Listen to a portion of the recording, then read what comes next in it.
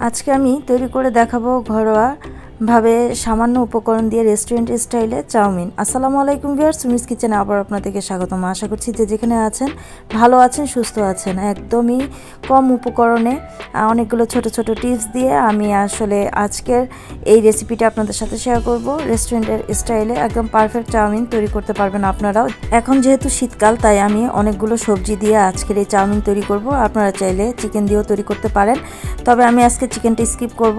Chowmein সিদ্ধ করার জন্য আমি পর্যাপ্ত পরিমাণে পানি নিয়ে দেন ফুটিয়ে নিয়েছি। ভালোভাবে ফুটে ওঠার পরে প্যাকেটটা খুলে নিলাম। আর আমি এখন সিদ্ধ করার সময় কিন্তু কিছু টিপস দিয়ে দিব। আপনারা কখনোই চাউমিনটা ভেঙে নেবেন না, তো আমি লম্বাভাবেই দিয়ে দিচ্ছি, এখানে কোনোভাবে ভেঙে নেওয়ার প্রয়োজন নেই। আর যখন আপনারা তেল আর লবণটা দিয়ে সিদ্ধ করবেন, তখন যদি অনেকে তেল দিতে না চান, তাহলে ছোট একটা টিপস দিয়ে দিব। আর টিপসটা হচ্ছে যে আপনারা যখন পানিটা ফুটে উঠে সিদ্ধ করে নেবেন, তারপরে আপনারা একটা ছাঁকনিতে ছেঁকে নিয়ে দেন 2 মিনিটের মতো ঠান্ডা পানিতে চুবিয়ে রেখে তারপরে যখন ছেঁকে নেবেন, তখন একটু সামান্য পরিমাণে তেল দিয়ে দিবেন। এতে করে কি নুডলসটা একদমই ঝরঝরে থাকবে।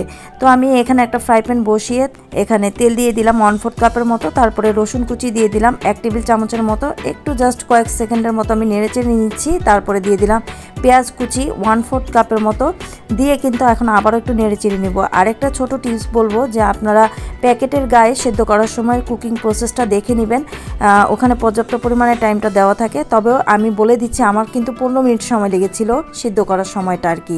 তো এখন আমি কথা বলতে বলতে এখানে পেঁয়াজের পরে কিন্তু এখানে দিয়ে দিলাম আলু কুচি, তারপরে দিয়ে দিলাম 1 চামচের মতো লবণ। এখন দিয়ে দিচ্ছি শুকনো মরিচের গুঁড়ো। আপনারা যারা ঝালটা খেতে চান তারা অবশ্যই এটা দিয়ে দিবেন। আমার মেয়ের জন্য আমি তৈরি করছি, সে খুবই ঝাল পছন্দ করে, এজন্য আমি এখানে 1 চা চামচের মতো শুকনো মরিচের গুঁড়ো দিয়েছি। তারপর এখন দিয়ে দিচ্ছি গাজর কুচি আর দিয়ে দিলাম ফুলকপি।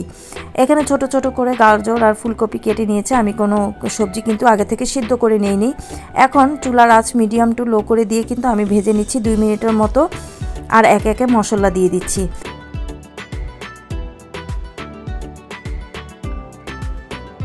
এখন দিয়ে দিচ্ছি 1/2 চামচের মতো কালো গোলমরিচের গুঁড়া দিয়ে কিন্তু আবার একটু নেড়েচেড়ে নিব। এখন দিয়ে দিচ্ছি ওয়েস্টার সস। ওয়েস্টার সসটা আমি এখানে 1 চামচের মতো দিয়েছি। আবার একটু নেড়েচেড়ে নিচ্ছি। এভাবে আপনারা ধাপে ধাপে সসটা দিবেন। এখন যদি টমেটো সস থাকে সেটাও দিয়ে দিবেন। অবশ্যই টমেটো সসটা দিবেন, কোনোভাবেই স্কিপ করা যাবে না। সয়া সস দিয়ে দিলাম। আর যারা চিকেন দিতে চান তারা এই পর্যায়ে চিকেনটা দিয়ে এখানে সয়া সস দিবেন। সয়া সস দিয়ে তারপরে আবার নেড়েচেড়ে ঢেকে দিলাম। তো আরও 1.5 থেকে 2 মিনিট পরে কিন্তু এখন আমি আরও কাঁচামরিচ দিয়ে দিচ্ছি। এখানে কাঁচামরিচ ফালি নিয়েছি, সেটা দিয়ে দিলাম। আর এখন দিয়ে দিচ্ছি বাঁধাকপি আর দিয়ে দিচ্ছি সিম কুচি। এখানে সিম দিয়ে দিলাম। এই পর্যায়ে দিলে কিন্তু ভালোভাবেই সেদ্ধ হবে, আপনারা কখনো আগে দিতে যাবেন না। তারপর দিয়ে দিলাম টমেটো কুচি আর দিচ্ছি পেঁয়াজের পাতা, যেটা স্প্রিং অনিয়ন বলে, সেটা দিয়ে দিলাম। তো এগুলো তৈরি করতে বা রান্না হতে কিন্তু কম সময় লাগে, এজন্য এগুলো আমি লাস্টের দিকে দিয়েছি।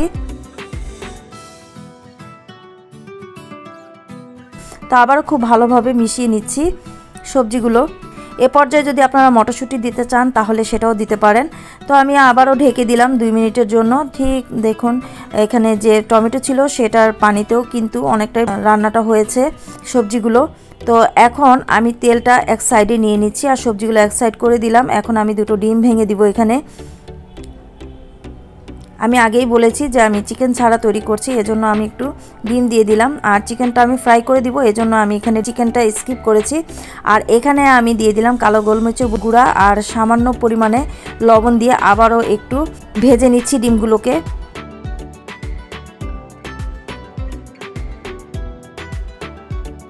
এই তো যখন ভাজা হয়ে যাবে তখন আবারও দিয়ে দিচ্ছি শুকনো মরিচের গুঁড়ো। আপনারা এগুলো এই পর্যায়ে কিন্তু স্কিপ করতে পারেন যারা ঝালটা কম পছন্দ করেন। তো এখন যখন ফ্রাইটা হয়ে গিয়েছে, ডিমটা ভাজা খুব ভালো মতো হয়ে গিয়েছে, তখন আমি আবারও সবজিগুলোর সাথে খুব ভালোভাবে মিশিয়ে নিয়েছি। আর এই পর্যায়ে আমি টেস্টিং সল্ট দিয়ে দিলাম 1/4 চা চামচের মতো। যারা খেতে চান না বা শরীরের মনে করেন যে টেস্টিং সল্টটা ক্ষতি করবে, তারা কিন্তু স্কিপ করে যেতে পারেন। তবে আমি বলবো যে যদি ঘরে থাকে অবশ্যই দিবেন, খেতে কিন্তু খুবই মজা লাগে। চাউমিনের একদমই দেখুন খুব ভালোভাবে মশলাগুলো আর সবজিগুলো কিন্তু হয়ে গিয়েছে। এখন আমি এই পর্যায়ে দিয়ে দিব আগে থেকে সিদ্ধ করে রাখা চাউমিন। আপনারা দেখুন কতটাই ঝরঝরে হয়েছে। অবশ্যই কিন্তু আপনারা সেমভাবে তৈরি করে নেবেন। আর অবশ্যই সিদ্ধ করার পরে পানিতে চুবিয়ে রাখবেন 2 মিনিটের মতো, তারপরে কিন্তু আপনারা এটাকে ছেঁকে নেবেন। আর আমার 15 মিনিট সময় লেগেছিল। আপনারা অবশ্যই যে কোনো ব্র্যান্ডের নুডলসে বা এরকম চাউমিন তৈরি করুন না কেন, প্যাকেটের গায়ে কুকিং টাইমটা অবশ্যই দেখে নেবেন। আমার কিন্তু আরও 3 মিনিট সময় বেশি লেগেছিল। আপনারা অবশ্যই পারফেক্ট টাইমটা দেখে পারফেক্টভাবে সিদ্ধ করার চেষ্টা করবেন। আর এখন আমি 2টো চামচের সাহায্যে কিন্তু খুব ভালোভাবে চাউমিনটা মিশিয়ে নিয়েছি। তারপরে আমি পরিবেশন করতে চলে আসলাম। আমার এই রেসিপিটা ফলো করে আপনারা কিন্তু সেমভাবে চাউমিন, নুডলস অথবা স্প্যাগেটি তৈরি করে নিতে পারবেন। আর যারা ঝালটা কম পছন্দ করেন তারা স্কিপ করবেন। আমার এই রেসিপি ভালো লাগলে অবশ্যই চ্যানেলটিকে সাবস্ক্রাইব করবেন, পাশে থাকা বেল বাটনটি ক্লিক করে দিবেন, ফ্রেন্ডস অ্যান্ড ফ্যামিলির সাথে শেয়ার করবেন। আর আমার চ্যানেলে যারা নতুন তারা অবশ্যই চ্যানেলটিকে আগে সাবস্ক্রাইব করে দিবেন, পাশে বেল বাটনটি ক্লিক করবেন। এতে করে নতুন ভিডিও আপলোড করার সাথে সাথে নোটিফিকেশন সর্বপ্রথম পৌঁছে যাবে আপনার কাছে। তা আমি 2টি লেগ পিস ফ্রাই করে নিয়ে পরিবেশন করে দিলাম। আজকের মতো বিদায় নিচ্ছি। সবাই ভালো থাকবেন, সুস্থ থাকবেন। আল্লাহ হাফেজ।